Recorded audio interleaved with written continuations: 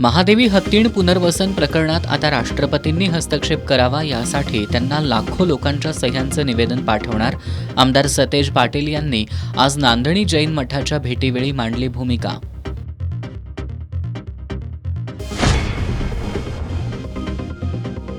महादेवीला पुन्हा नांदणीच्या जैन मठात पाठवण्यात यावं या मागणीसाठी 3 ऑगस्टला नांदणी ते जिल्हाधिकारी कार्यालय मूक मोर्चा काढणार माजी खासदार राजू शेट्टींची माहिती। आमच्या रक्तातच काँग्रेस, आम्ही काँग्रेस सोबतच राहणार, राधानगरी तालुका काँग्रेस पदाधिकारी आणि कार्यकर्त्यांची आमदार सतेज पाटील यांना ग्वाही।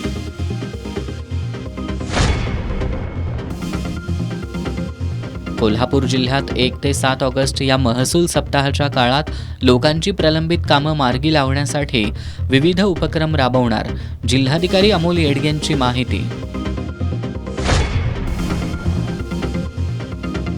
आणि श्रावण षष्ठी यात्रेनिमित्त ज्योतिबा डोंगरावर लाखो भाविकांची हजेरी।